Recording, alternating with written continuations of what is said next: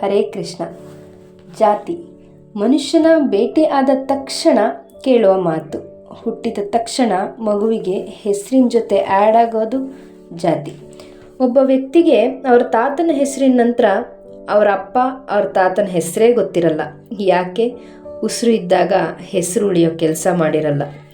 ಈ ಪುರುಷಾರ್ಥಕ್ಕೆ ವಂಶದ ಹೆಸರು ಉಳಿಸೋಕೆ ವಂಶೋದ್ಧಾರಕ ಬೇಕು. ಜಾತಿ ಜಾತಿ ಅನ್ನೋ ಮುಂಚೆ ಅದರ ಮೂಲ ಹುಡುಕೋ ಪ್ರಯತ್ನ ಮಾಡಿದ್ದೀರಾ? ಬನ್ನಿ ಸ್ವಲ್ಪ ಮೆಲುಕು ಹಾಕೋಣ. ನಾಗರಿಕತೆ ಉಗಮಕ್ಕೂ ಮುಂಚೆ ಜಾತಿ ಅನ್ನೋ ಕಾನ್ಸೆಪ್ಟೇ ಇರಲಿಲ್ಲ. ಆಗ ತಿನ್ನೋಕೆ ಊಟನೇ ಇರಲಿಲ್ಲ, ಇನ್ನು ಜಾತಿ ಮಾತೆಲ್ಲಿ. ಸಿಂಧೂ ನಾಗರಿಕತೆ ಮುಗಿದು ಪೂರ್ವ ವೇದಗಳ ಕಾಲ ಜನರು ಒಂದೆಡೆ ನೆಲೆಸಲು ಆರಂಭ ಮಾಡ್ತಾರೆ. ಕೃಷಿ ಚಟುವಟಿಕೆಗಳಲ್ಲಿ ತೊಡಗ್ತಾರೆ. ಆರಂಭದ ವೇದ ಕಾಲ ಅಂದರೆ ಸುಮಾರು 1500ರಿಂದ 1000 BCE. ಆಗ ವ್ಯಕ್ತಿಯ ಗುಣ ಮತ್ತು ಕೆಲಸಗಳ ಆಧಾರದ ಮೇಲೆ ಜಾತಿ ವಿಂಗಡಣೆ ಮಾಡಲಾಗಿತ್ತು. ಅದೇ ಬ್ರಾಹ್ಮಣ, ಕ್ಷತ್ರಿಯ, ವೈಶ್ಯ ಮತ್ತು ಶೂದ್ರ. ಭಗವದ್ಗೀತೆಯಲ್ಲಿ ಬರುವ ಚಾತುರ್ವರ್ಣ್ಯಂ ಮಯಾ ಸೃಷ್ಟಂ ಗುಣಕರ್ಮ ವಿಭಾಗತ ಎಂಬ ಶ್ಲೋಕ ಹಾಗೂ ಮಹಾಭಾರತದ ವನಪರ್ವದ ಶ್ಲೋಕ ನಯೋನಿ ನಾಪಿ ಸಂಸ್ಕಾರೋ ನಾಶ್ರುತಂ ಚ ಸಂತತಿ ಕಾರಣಾನಿ ದ್ವಿಜತ್ವಸ್ಯ ವೃತ್ತಮೇವಾತು ಕಾರಣಂ. ಮಹಾಭಾರತವು ವರ್ಣಕ್ಕೆ ಒಂದು ವರ್ತನಾಧಾರಿತ ಮಾದರಿಯನ್ನು ನಿರೂಪಿಸಿತ್ತು. ಸತ್ಯ, ಸಂಯಮ ಮತ್ತು ಶುದ್ಧ ನಡತೆ, ಯಜ್ಞ ಕಾರ್ಯ ಇವುಗಳಲ್ಲಿ ತೊಡಗಿರುವವರು ಬ್ರಾಹ್ಮಣರು. ಸಿಟ್ಟು, ಸಂತೋಷ ಮತ್ತು ಧೈರ್ಯಗಳ ಕಡೆ ಒಲವಿರುವವರು, ರಕ್ಷಣಾ ಕಾರ್ಯ ಮಾಡುವವರು ಕ್ಷತ್ರಿಯ ವರ್ಣವನ್ನು ಪಡೆಯುತ್ತಿದ್ದರು. ವರ್ತಕರು, ಕೃಷಿಕರು ಇವರು ವೈಶ್ಯವರ್ಣವನ್ನು ಹೊಂದುತ್ತಿದ್ದರು. ಪರಿಸರವನ್ನು ಶುದ್ಧವಾಗಿಡುವ ಹಾಗೆ ಹಿಂಸೆಯನ್ನು ಇಷ್ಟಪಡುವವರು ಶೂದ್ರವರ್ಣವನ್ನು ಆರಿಸಿಕೊಳ್ಳುತ್ತಿದ್ದರು. ಪುರುಷ ಸೂಕ್ತದ ಪ್ರಕಾರ ಈ 4 ವರ್ಣಗಳು ಸೃಷ್ಟಿಕರ್ತ ಬ್ರಹ್ಮನ ವಿವಿಧ ಭಾಗಗಳಿಂದ ಸೃಷ್ಟಿಯಾದವು ಎಂಬ ನಂಬಿಕೆ ಇದೆ. ಉತ್ತರ ವೇದ ಕಾಲದಲ್ಲಿ ವರ್ಣ ವ್ಯವಸ್ಥೆ ಜಾತಿ ವ್ಯವಸ್ಥೆಯಾಗಿ ಪರಿಸ್ಥಿತಿ ಹದಗೆಡುತ್ತಾ ಬಂತು. ಶ್ರೇಷ್ಠ, ಕನಿಷ್ಠ, ಮೇಲು, ಕೀಳು ಎಂಬ ಭಾವನೆಗಳು ಹುಟ್ಟಿಕೊಂಡವು. ಅನೇಕ ಹೊಸ ಧರ್ಮಗಳ ಉದಯವಾಯಿತು. ಗುಂಪುಗಳು ಚದುರತೊಡಗಿದವು.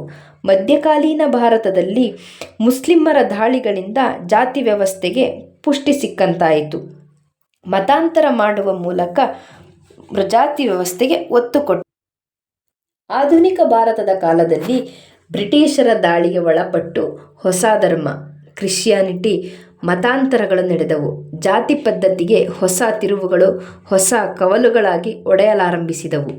ಭಾರತೀಯರ ಮೇಲು ಕೀಳೆಂಬ ತಾರತಮ್ಯದ ಬೆಂಕಿಯಿಂದ ಮೈ ಕಾಯಿಸಿಕೊಂಡವರು ಬ್ರಿಟಿಷರು. ನೇರವಾಗಿ ಭಾರತೀಯರ ಭಾವನೆಗಳಿಗೇ ಕೊಕ್ಕೆ ಹಾಕಿದರು.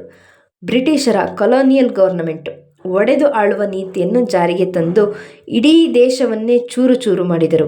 ಬ್ರಿಟಿಷರು ನಮ್ಮನ್ನು 200 ವರ್ಷಗಳ ಕಾಲ ಆಳ್ವಿಕೆ ಮಾಡಿದರು. ಕಾರಣ ನಮ್ಮಲ್ಲಿರುವ ಜಾತಿ ಪದ್ಧತಿ. ಬ್ರಿಟಿಷರಲ್ಲಿ ಜಾತಿ ಪದ್ಧತಿ ಇರಲಿಲ್ವಾ? ಖಂಡಿತ ಇದೆ. ಆದರೆ ಒಗ್ಗಟ್ಟು ಅವರ ಮೊದಲ ಆದ್ಯತೆ.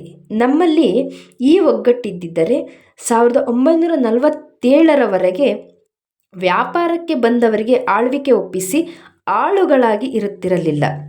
ಆಗ ಜಾತಿ ಆಧಾರದ ಮೇಲೆ ಬ್ರಿಟಿಷರ ಆಳ್ವಿಕೆ ನಡೆಸಿದರು.